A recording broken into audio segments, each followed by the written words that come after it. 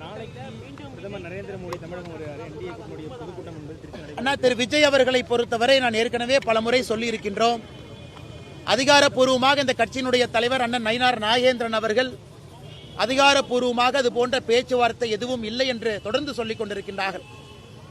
என்னை பொறுத்தவரை ஒரு டீயும் காஃபியும் எப்பொழுதும் கலக்காது என்று சொல்லிக் கொண்டிருக்கின்றேன். காரணம் சித்தாந்தங்கள் வேறு. ஆனால் இன்னைக்கு ஊடக நண்பர்கள் உங்களுடைய ஊகத்தில் தான் பல இடத்துல எழுதுறீங்க.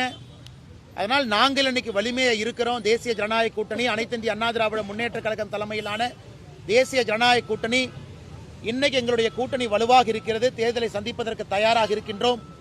ஒரு பெரும் வெற்றியும் பெறுவோம் என்கின்ற முழு நம்பிக்கை எங்களுக்கு இருக்கு. ஒருபுறம் கட்சிக்காரங்க டிவி தொலைக்காட்சிகள்லாம் விஜய் பவன் கல்யாண் மூலமா என்டிஏக்கு வராரு அப்படின்ற தகவல் தெரிவிக்கிறாங்க. இன்னொரு புறம் செய்தி தொடர்பாளர் வெளியிட்ட அறிக்கை தொடர்பாக அவர் பொறுப்பிலிருந்து நீக்கப்படுறாரு.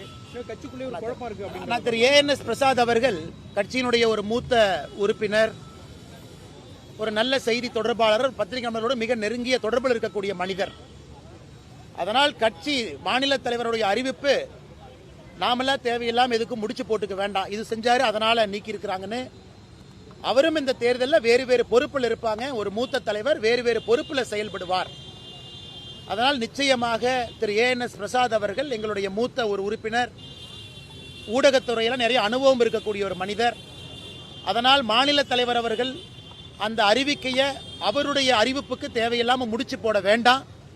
இந்த கட்சி அவருக்கு வேறு விதத்தில் பயன்படுத்தும், வேறு வேறு பொறுப்பும் கொடுக்கும். நாளை பிரதமர் தமிழகம் வராரு, அந்த அளவுக்கு ஒரு தாக்கம் ஏற்படுத்த. நாளை நம்முடைய பாரத பிரதமர் ஐயா நரேந்திர மோடி அவர்கள் கொச்சினிலிருந்து நேரடியாக திருச்சிக்கு வர இருக்கிறாங்க. நாளைக்கு சாயந்தரம் ஒரு பிரம்மாண்டமான ஒரு பொதுக்கூட்டம் திருச்சியில் நடைபெற இருக்கிறது.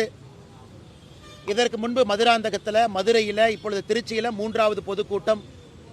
நாளை வெற்றிகரமான ஒரு பொதுக்கூட்டமாக இருக்கும். ஒரு பொதுக்கூட்டமும் பேசும் பொருளாக இருந்திருக்குது. மதுராந்தகத்தை பொறுத்தவரை தேசிய ஜனநாயக கூட்டணியை லான்ச் பண்ணுச்சு. திருச்சியை பொறுத்தவரை திருப்புமுனையை ஏற்படுத்தும்.